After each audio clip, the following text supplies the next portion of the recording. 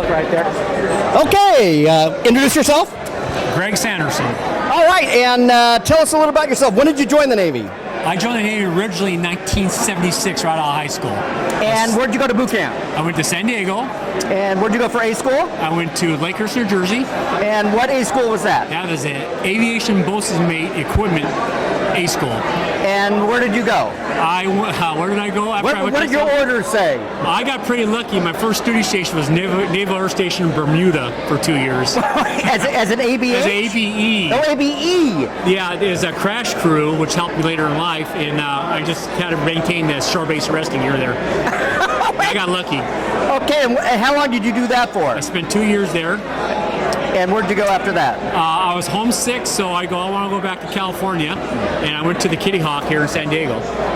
And I was the top side petty officer in Cat 3. And the Kitty Hawk home station's North Island. Correct. And where'd you guys go? I went to Westpac in 76, 78. I did Westpac in 79. Sorry, 79 Westpac. Yeah. Very cool. Got out. I was a mandatory reservist, so I had 3 years and I had to do reserve time. Okay, and where'd you go after? And then you got wheeled into the reserves? Mandatory reservist. Yeah, I was at Point Magoo. And where did you go to? I went to a carrier squadron there that didn't do anything for 2 years. Right. Which was... They call that CV something. Yes, yeah. It was actually Was it part of NAR? It was part of NAR. It was, okay. It was actually the Kitty Hawk again and then the Constellation. Okay. I actually had to do 2 weeks after doing the Constellation. Right, that's what we thought. Yeah. And then after 2 years, you said, I'm going to put in for that HCS-5? No. What happened is I was already hired on Los Angeles City Fire Department. Right. Well, we haven't got into that. All right, well, let's get into that now. So you applied to LA City Fire. I applied to LA City Fire. They look like you're a male white, so it's got to be very hard to get on. It was at that time where I was very fortunate. And what year was that? That was 1985. So I thought it was hard, man. It was tough. Yeah, I'm a third generation, but I was resting on my family's laurels. It seemed to work. Okay. All right, so you were doing that, and how long is the firefighting training for LA City? It was about 2.5 months. And then you were a probationer, and you went where? I went to 6 days in North Hollywood. Okay. And North Hollywood's on Lancashire? It is on Tahunga and Chandler. Okay, right. And how was that experience? It was wonderful. You were there for how long? I was there for 3 months. Oh. And then I went to 86's down in Lancashire by Universal Studios. Okay. And then I went to 102's over across from Valley College. So you always the Valley? Always the Valley. I was a Valley guy most of my career. Cool. And where did you grow up? I grew up in Eagle Rock. Eagle Rock. And what high school? Eagle Rock. Right. And you're still doing that today? Doing what? A firefighter. No, I retired 32 years on in 2018. Congratulations. And you were Tier 5? I was Tier 5 drop program. Outstanding, guys. Don't tell them what that is. Yeah. Outstanding. I mean, if Tier 5, if you're working more than 33 years, you're basically working for free. Correct. Right? I did 32. Right. All right, so let's go back to the Navy now. So you're at the CV, and then you went where after 2 years? I got out of reserves. You just got out. I was just so bored to death. Okay. Right? I always tell people I didn't score high enough in the ASVAB, so they made me Navy, right? Yeah. And then you came back when? I became a critical care flight paramedic for the LA Fire Department. Oh, yeah. Out of 90? Out of 14s. Oh, 14. One of 14s. Yeah, 90s the one we'll talk about. Right. They're not part of Air Ops. But they think they are. They think they are. Yes, thank you. Yeah. So I became the last 18 years I was a critical care flight paramedic. A lot of rescue work, a lot of hoist work. I was a stand guy. I was So you started in the Bell 412? Started in Bell 412. And then you went to the French-made helicopter. Italian-made. Italian! Yeah, AW-139s. They're made in Philadelphia. They're made in Philadelphia. Oh my God! All right, well, all right. I actually like the 412 better. Yeah. And you did that till when? I did that from 2000 to 2018. Wow. Yeah, it was a good run. Wow. And so, then the Navy comes again after that. Right, here we go. So this is a good story. So everybody knows Dave Danielson here. He was a originally AW in HCS-5 at Point Magoo. Went to San Diego and he cross-trained. He's a paramedic in the LA City Fire Department. Okay. Firefighter paramedic, and he cross-trained and he actually converted to a HM. So he was a SAR med tech.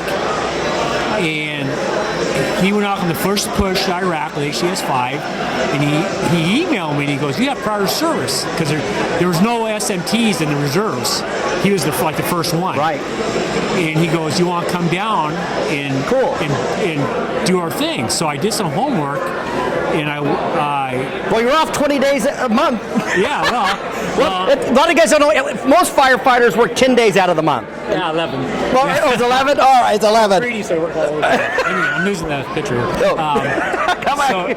Come back here. So, anyways, I lived in Tehachapi, and there's a former HCS-5 commander, now Captain Theses when I met him. Oh, okay. And I knew somebody knew him, All right. so I called Commander Theses, and I go, "Hey, I want to get in the squadron." I told him who I was. He goes, "Yeah, let me make a phone call." He calls, at the time, Lieutenant Commander Bacaneri down in San Diego, and he calls me and he goes, "Hey, you want to come down? You want to come to the squadron?" I go, "Do I need to come down for an interview?" Because I don't know. I haven't been in the Navy in 20 years. Right. And he goes, "No, Theses' word's good to go." And I had to go to the recruiters in Encino, and they all looked at me funny. I had to take the ASVAB again. Yeah. I walked in there and the two E5s looked at me. They go, "Can I help you, sir?" Yeah. Anyways, I took that. I scored better on ASVAB this time. I had to score for Aircrewman, right? Because I was an Aircrewman. And I got a waiver for my age. I was just at that point. I was 40 some odd years old. Right. Anyways, next thing I know, I'm in San Diego. Next thing I know, I'm going through the aircrew process, homegrown aircrew process. And next thing I know, I'm getting deployed to Iraq. Wow. Great time. Wow. Yeah, I'm very. So kind of like a Gene Kramer story. 'Cause remember, he came back when he was old too. And he was aviation most of me as well. Right. AVH. AVH, yeah. Yeah. Wow. That's a great story. So you went to Iraq during 2003 during the. I went in 2006. So that would have been OIF 4, I guess. Yeah. I was in HCS-5 from 2003 to 2006. Okay. And then how many good years did you have in the military total time? Good years, I had. Did you stay in for 20? No, what happened is I got it out of me when I went to Iraq. Yeah. I got it out of me. Yeah. Get it. And I go, okay, that was fun, but I'm done. Right. So I think I had a total like 8 good years and stuff. Yeah. I should have stuck it out. I would have been, my last deployment to Iraq, it was 15 months working for the LAPD, and you lose your pay, right? I mean, I'm an E5, E6.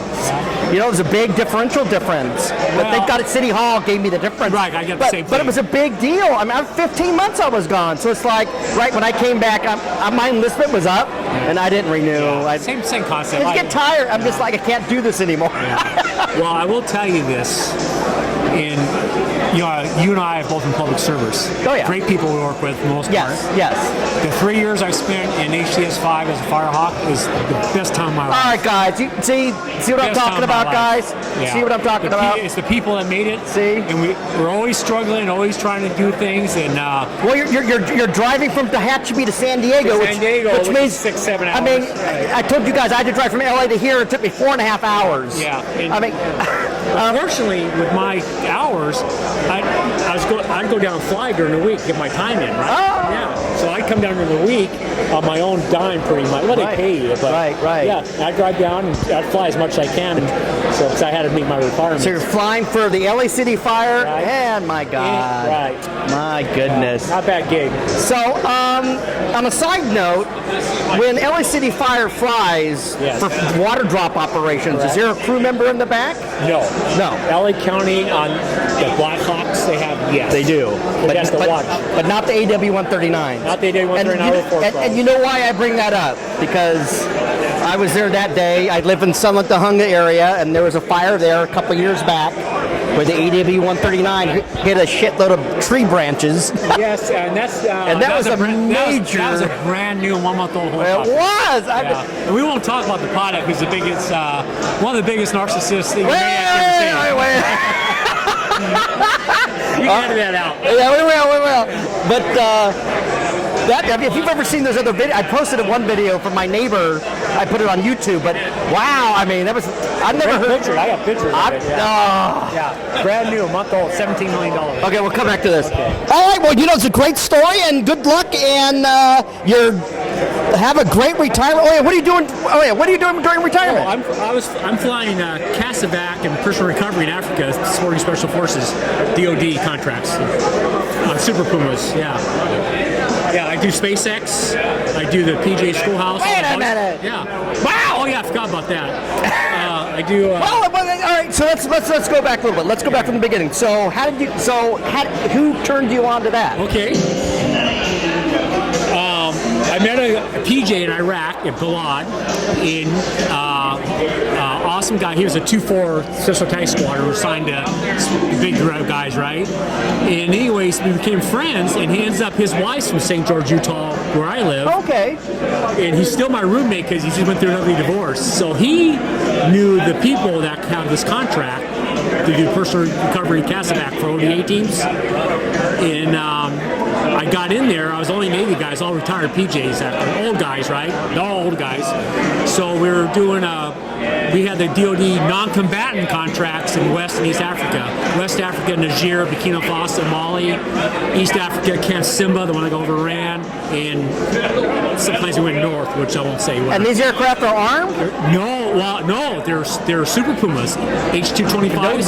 No guns, nothing. In West Africa, we weren't armed physically. In East Africa, we had M4s and blocks. Okay. But when we went on missions, we always take either 18 Delta or a combat controller or a PJ from this STS that was there for security.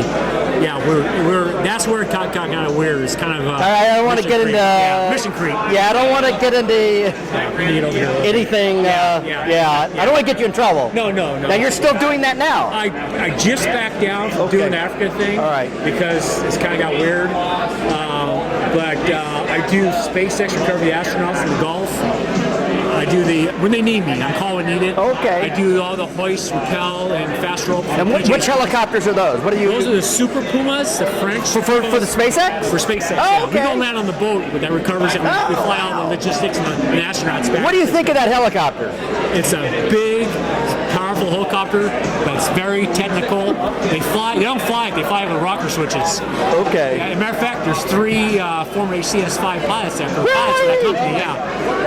Well, guys, we need to do a whole other story, and you're in Tehachapi. Maybe I'll fly out there one day. I'm in Utah now. You are? Well, all right. Well, we'll see you at Skinwalker Ranch. All right, we'll see you. All right, bye. This guy is the man.